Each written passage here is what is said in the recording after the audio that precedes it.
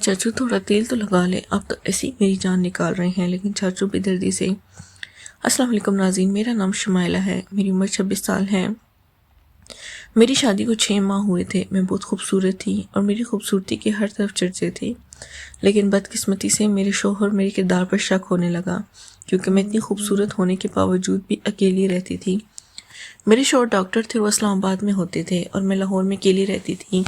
मेरे चाचू, जिनकी उम्र अभी 28 साल थी, मेरे चाचू का नाम साजिद था। मेरे चाचू साजिद अक्सर मेरे पास आते रहते थे और वो मेरा बहुत ख्याल करते थे। मेरे चाचू साजिद की भी नई शादी हुई थी और मेरी चाची भी बहुत खूबसूरत थी। लेकिन मैं अपने चाचू साजिद को पसंद करती थी और वो शादी से पहले भी मेरे से बहुत मोहब्बत करते थे और मेरा बहुत ख्याल करते थे। लेकिन मैं इनको छोड़ के अपने ससुराल आ गई थी तो मेरे चाचू साजिद मेरे पीछे आने लगे थे। मैंने आज तक अपने चाचू के बारे में बुरा तो नहीं सोचा था, लेकिन मैं इनकी पसंद करती थी। मेरे चाचू साजिद बहुत खूबसूरत थे और गुड लुकिंग नज़र आते थे, इसलिए मैं इन पर अपना दिल हार बैठी थी। मेरे शौहर फैसल भी एक जवान मर्द थे और इनकी उम्र 25 साल थी और वो डॉक्टर थे, लेकिन वो मेरा इतना ख्याल नहीं करते थे। शादी के बाद इनकी नज़र बदलने लगी थी और वो मेरे पर तवज्जो भी कम करने लगे थे।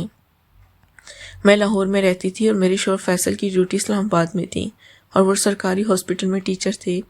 मैंने कई दफ़ा अपने शौहर फैसल को बोला था कि आप मुझे अपने इस्लामाबाद ले चलो और वहाँ पर रेंट पर घर लेकर दो, मैं आपके बगैर नहीं रह सकती। लेकिन मेरे शौहर फैसल भी मूड वाले थे और वो भी दूसरी लड़कियों के साथ ताल्लुक़ में थे, इसलिए मुझे छोड़कर चले गए थे और मैं लाहौर में अपनी सास के साथ ही रहती थी।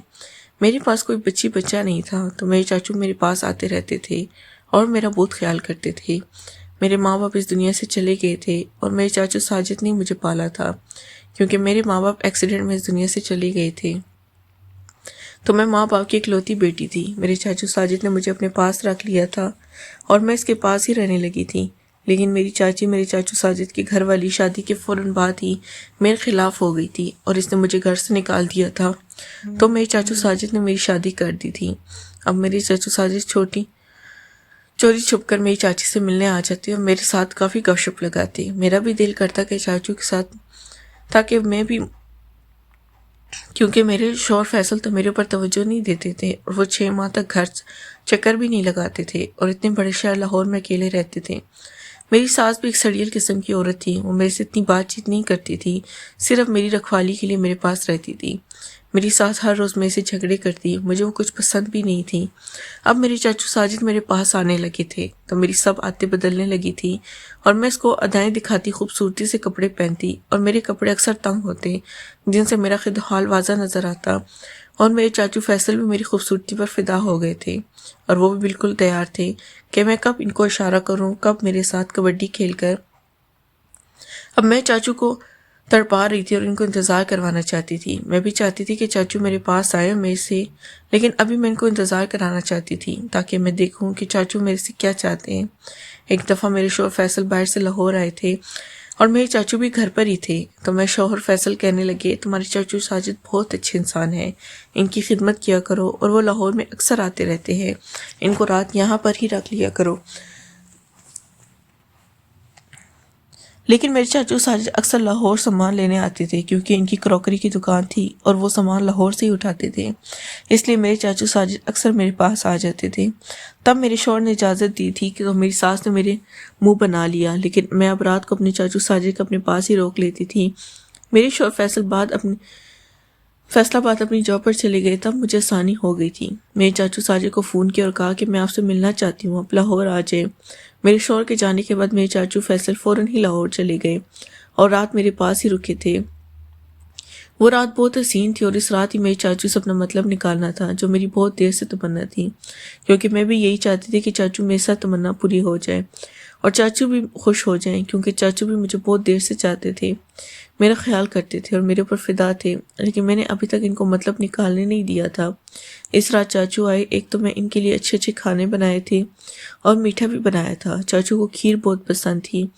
खीर खाने के बाद चाचू बहुत खुश हुए। मैंने चाचू का बिस्तर अपने कमरे में ही लगा दिया था, क्योंकि मेरी सास नीचे वाले पोर्शन में होती थी और मैं ऊपर वाले पोर्शन में।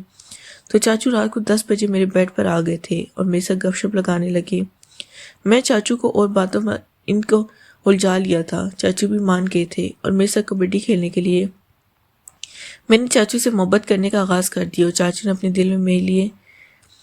اپنے دل میری بلی میں اب تو چاچو کی دیوانی ہو گئی۔ جب بھی میرا دل کرتا چاچو کو لاہور بلا لیتی اور اس کے ساتھ محبت کرتی۔